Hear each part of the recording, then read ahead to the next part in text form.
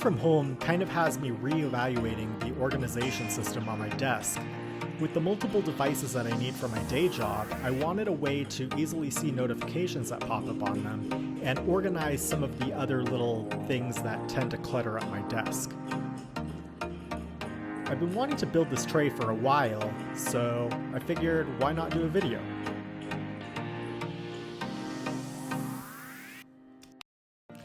Like most projects, this one began with selecting a piece of wood. This happened to be a chunk of walnut that I had laying around, and I began by marking out the rough dimensions of the tray that I was going to build. You can see I'm using a white colored pencil to do that, and that's just to make it a little more visible on the darker wood. I then used the table saw to trim it up to about the rough dimensions. I left it a little bit long, about 1/8 of an inch on either direction, just for a little bit of leeway.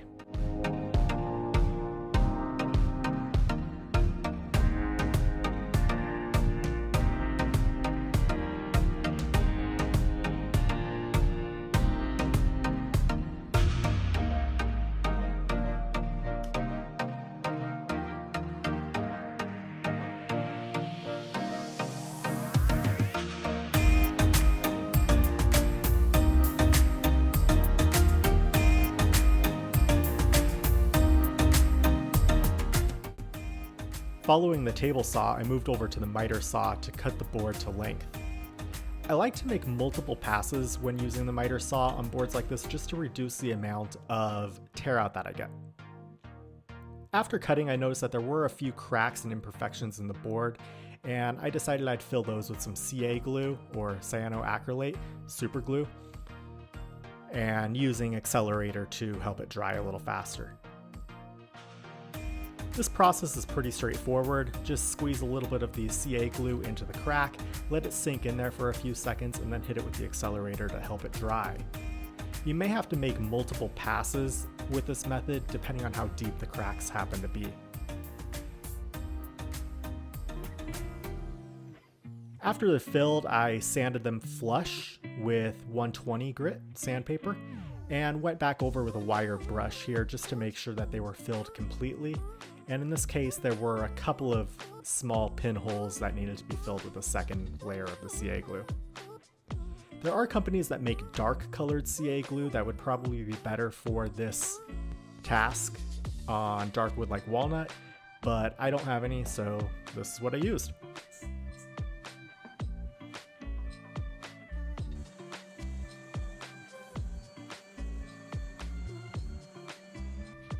This board wasn't totally flat, so I opted to flatten it using a variety of hand planes. I could have done this with an electric jointer or planer, but since I don't have one, this was the option that I chose. It doesn't need to be perfect because we're going to be using a router to remove the vast majority of the surface area here, but this will help it sit a little more flush once it's finished. Ever notice how much walnut shavings look like shavings of chocolate? Kind of makes you a little hungry, huh?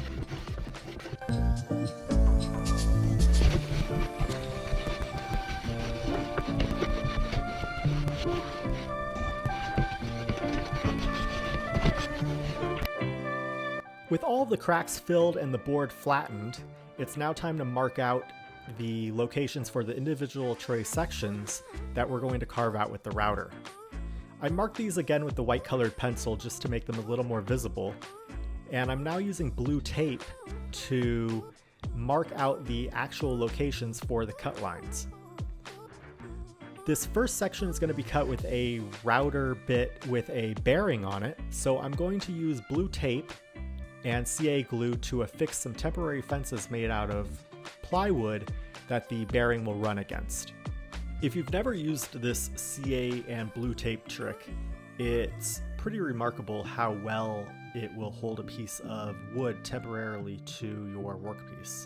You simply take a couple of pieces of blue tape, put one on each piece, and then squeeze in a little bit of CA glue between the two, hit it with some accelerator, and you have a temporary attachment point for these pieces of plywood in this case as a temporary fence.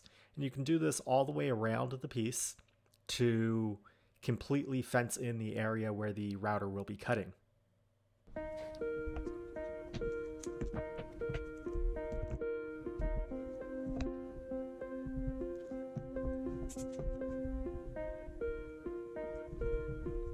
It doesn't take a ton of CA glue, but you do want to make sure that the tape is stuck down really well to both your workpiece and the temporary fence pieces, otherwise they'll slide around.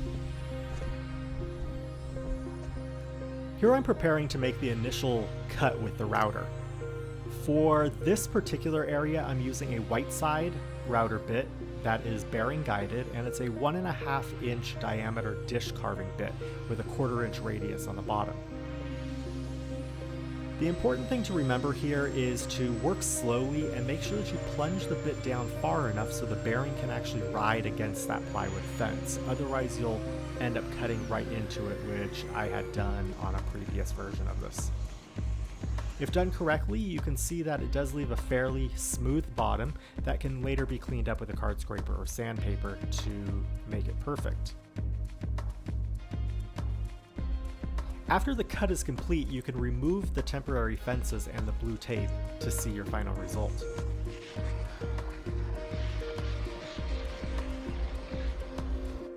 To make the slots for the device holders, I'm going to utilize the router table that has a fence attached to it and this 1/2 inch straight cutting router bit. To begin with, I need to mark the start and stop points of the actual bit itself, so I'm marking that directly on the fence so I'll be able to reference off of it when the piece is upside down over the router bit and I can't actually see the cutting edges of the bit. This is a really easy method to ensure that you know exactly where your bit will start and stop cutting, and of course pencil just wipes easily off of the table saw fence in this case. I'm now transferring those same start and stop points to every edge of the workpiece so that I can line the 2 points up while I'm actually cutting.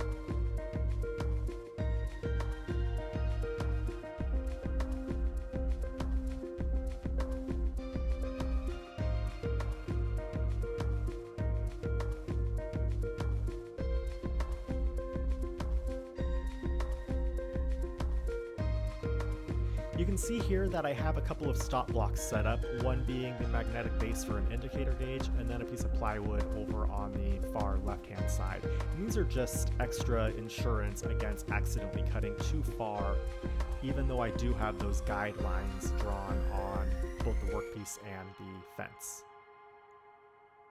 And I'm going to make these cuts in multiple passes, going about 1/8 of an inch at a time, again just to make sure that I don't overheat the bit or stress the workpiece too much. Just remember to go slow and you'll be just fine with this. I repeated the same process again for the second slot, just moving the fence back the desired amount. When you're planning these slots out, make sure that you measure your devices with the cases on them if you are using cases, as they will substantially change the thickness of your devices. To carve the final portion of this tray, I first attached the board with blue tape and CA glue to a piece of plywood to keep it a little more sturdy for this routing operation. This cut will be accomplished using a different router bit that's got a different radius for sharper corners. Because this bit does not have a guide bearing on it, I'm instead using it with a guide bushing. You can see here that the guide bushing around the router bit is a little bit wider, and that comes out to be 1/8 of an inch away from the cutting surface to the outside of that guide bushing. For that reason, when I set up my temporary fences and tape and glue them to the workpiece, I need to make sure that I'm offsetting them to the outside by 1/8 of an inch on either edge. Once I marked that out, I went ahead again and used blue tape and CA glue to build a temporary fence all the way around this area for the router bit and router to guide against. While I finish up attaching these temporary fences, do me a favor and hit that subscribe button and make sure that you click the bell notification so that you'll be notified of any upcoming videos. Notice here that I have an 1/8 inch all the way around, with the exception of this bottom, and that's because this one is actually routed down further. The actual routing process for this area followed the same basic steps as all of the others. I again made multiple passes, taking off about 1/8 of an inch each pass. However, I did make this area of the tray just slightly about 1/8 of an inch shallower than the other trays.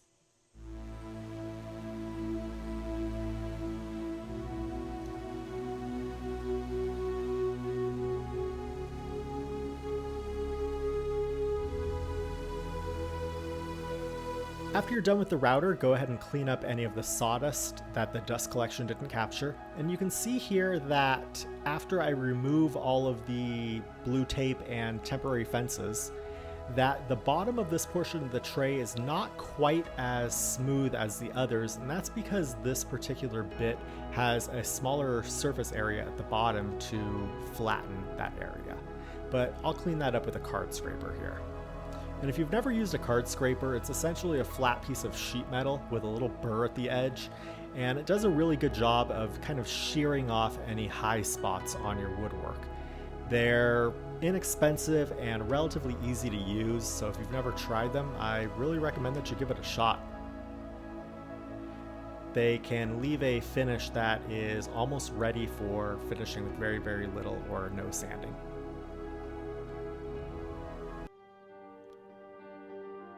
After I had the bottoms of the little cutouts cleaned up, I moved back over to the table saw to trim the workpiece down to its final dimensions. I like leaving things a little bit oversized just in case I need that extra room sometime during the build, and this also allows you to cut off any imperfections or scratches, dents, those sorts of things that can sometimes happen while you're working with a workpiece.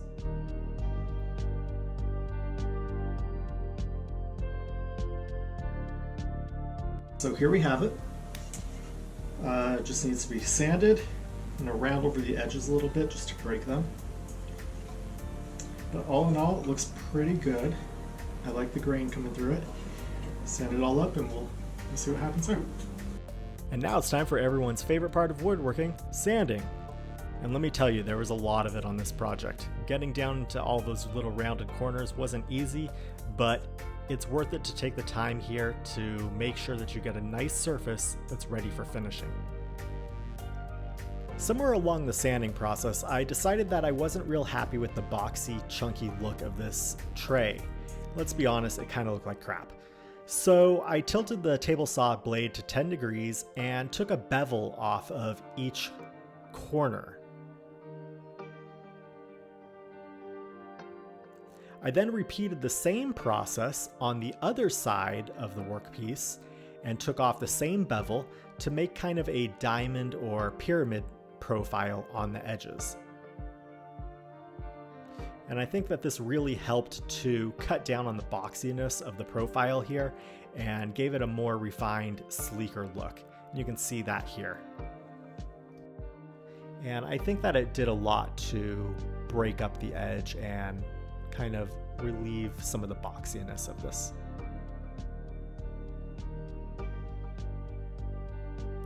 For finish, I went with Rubio Monocoat, and this happens to be the pure color. I've never used this stuff before, but I've been anxious to try it because I've heard a lot of really good things. And it's pretty easy to apply. You just kind of spread a little bit on and then buff it in with a Scotch-Brite pad. And you can see already that this stuff really brought out the grain in this walnut.